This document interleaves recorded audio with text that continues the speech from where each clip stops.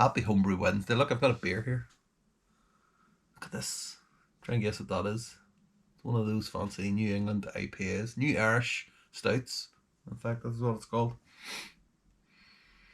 Woo, very nice. Now, when I was looking through my computer, I couldn't find any brew day video footage of this, so this is, you're gonna have to imagine that, I think. So I'm not sure why, but there isn't any. So this is a stout.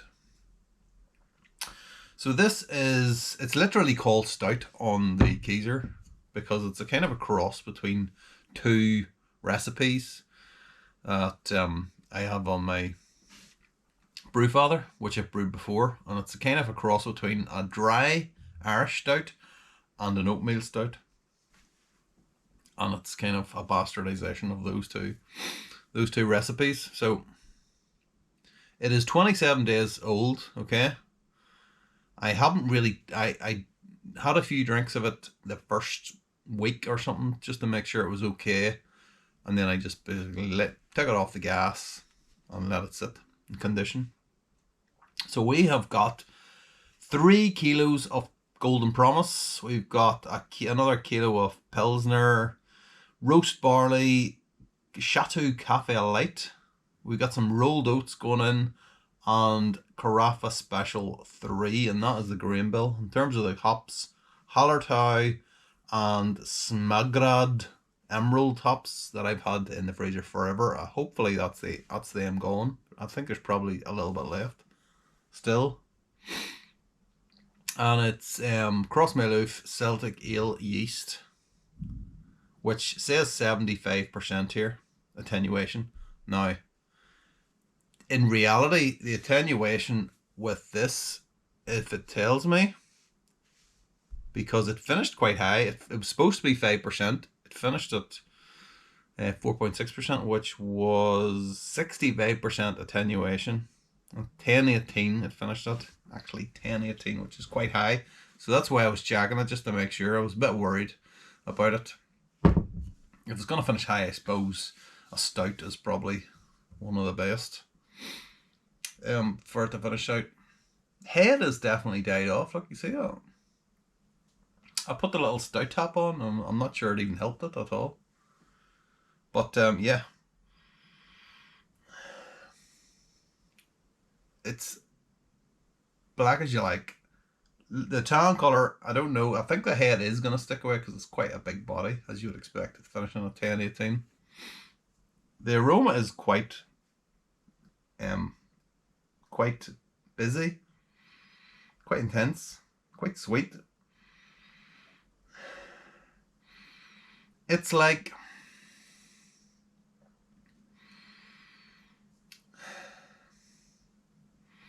it smells like hot treacle. That's what it smells like, which is weird. Not quite what I wanted. Now, as I said, there was the Cafe Light in there. The Cafe Light malt, normally it leaves this kind of really nice coffee aroma. Really very light, obviously, it's in the name. But on that, it's kind of,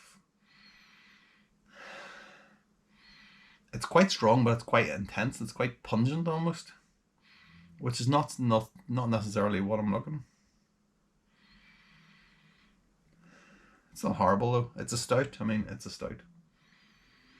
So, okay, cheers. I'm not really sure what to expect, as I haven't had this in like 3 weeks. God help us.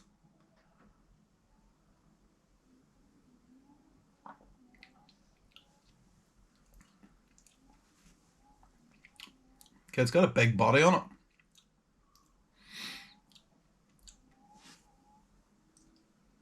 Can you hear that? Sounds like someone out there on a motorbike.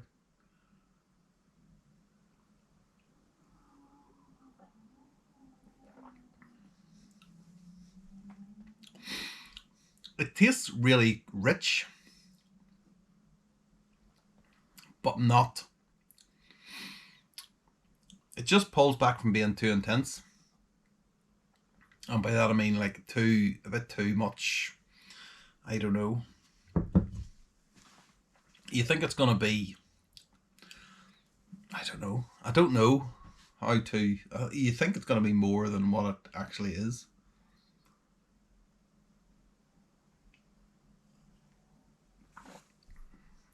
And it pulls back from the brink. It's not a triumph. I'm going to be honest about that. It's not a triumph. It is not one of my finer efforts. It's fine though. I mean, it could probably do with a little bit more carbonation. I probably could have put it on the gas before I pulled the pint of it, at least.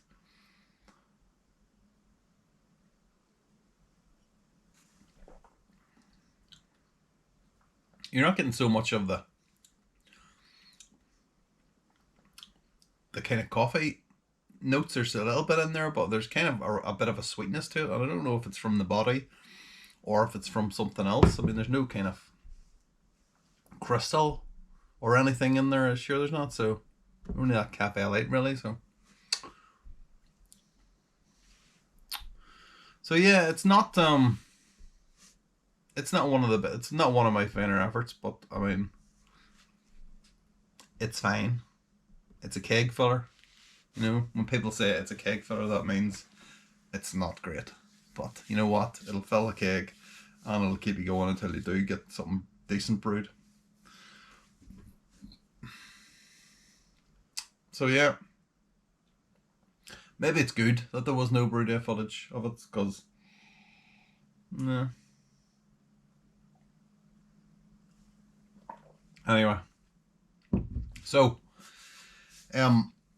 what I've got over there then, I'm still finishing off the video from last week, which is the Cara Rye IPA. Brilliant, absolutely brilliant beer. I think it's faded a tiny little bit this weekend. Still nice, still really nice. It's not quite got that kind of spiky punch to it that it did last week. So I'm definitely going to have to rebrew that, although I need to buy more rye grain in order to do that, which means I'm not just going to get that, I'm going to end up getting a load of other stuff as well and spend a fortune, no doubt.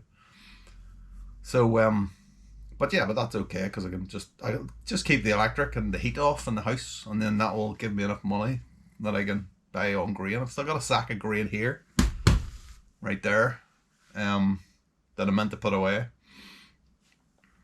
I've got the Hookhead ale malt, so the one that they sell in Homebrew Company. I used to get that ages ago, and I basically just decided to go on to undo the Golden Promise, because that's where they sell Golden Promise. That's where I get all the Golden Promise from.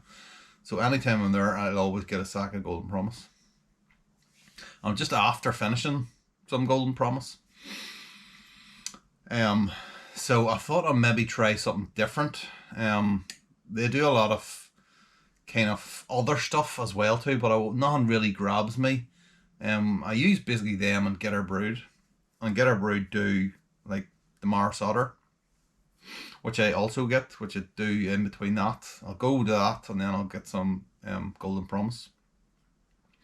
And they do the Pilsner malt. They do that Belgian Pilsner malt, which I've been using. That's quite good. Pilsen MD, I think it's called. But it's really nice. So yeah, I thought I would try a sack of that, because I can't remember anything about it, to be honest. And now that I've improved, the quality levels, have brought everything up, it would be interesting to see what that stuff is actually like now. Plus the fact, obviously, that I can't remember a thing about it. I mean, it's £25 a bag, and it's like 32, 33 for Golden Promise. So there is a bit of a difference there. It used to be like, back in ages ago, it was like £18 a sack for a 25 kilo sack. I mean, that's a wild price when you think about it. £18 it used to be. Wow, amazing. But anyway, so I've used it in one beer so far. Not tried it yet. That one beer is a double. So the double, it was brewed a couple of weeks ago. It's still fermenting down here. It's mad. I think it's finally finished. It looks like 10-13 to me there. Recipe says 10-12, so 10-13 yesterday, or 10-13 a couple of days ago, and it's 10-13 now, so I think it's pretty much finished. So that means it's going to be quite a substantial beer, which is 6.8. It's saying here. Woo! So this is supposed to be, this is the last of the 5 beers that I was going to make for this year. So we finally did all 5, of varying success, it has to be said. But you know, the point was to do them, and then you have something to build from. So yeah, this is kind of my beer for Christmas. It's a bit late. I know it's a bit late in the day. It's now like the day before. It's 30th of October, so it's the day before Halloween. And I've only got my Christmas beer on now, and it's almost 7% as well too. So it may take a little bit more conditioning, but at least it's done. So the plan is, I've got 4 beers on over there, as I said. Cara Rye. Still got the Nelson New Zealand Pilsner, which I haven't actually been drinking because I've been drinking that Cara Rye like all the time. It's bad. We've got the stout over there, and we've got a Red X IPA which I kegged last weekend. So no doubt it's gonna be hit next because it's an IPA and you want it fresh. So that Nelson will do to Christmas, sweetie C, I guarantee it. And then as soon as Christmas Day comes, it's gonna be oh, you bastard. Santa! All that. So, I think the plan, so basically I've got 5 kegs, is what I'm saying. I've got this, so I think I'm gonna do it the Belgian way and actually bottle during the week. So I'm gonna get it crushed, I think, from tonight. And there's the freezer kicked in. This way I turn the freezer off so it doesn't do that. So just ignore that. Hold on. I'm gonna leave myself a note, alright? See that? Perfectly quiet now. So I think I'm gonna old school bottle it. We'll see what bottles I've got left. I got a load of small bottles, I think. This is not a full batch, this is about 16 litres, something like that. So it should be doable, I think. And it's in the Hopcat. I never say that. I never say it. Hopcat. So there's a little kind of top at the bottom, so I can just get a bit of a siphon tube or something on that, and then just bottle from there. I think that should work. And then I can just leave them in here, something like that. There's a couple of boxes, empty boxes up there, so that will do well. And of course we've got our shelves, which are measured exactly to the size of like a beer bottle. So it's almost as if that was done deliberately. It was done deliberately. I will say happy Homebrew Wednesday, and I shall see you next week with most likely a brewing video.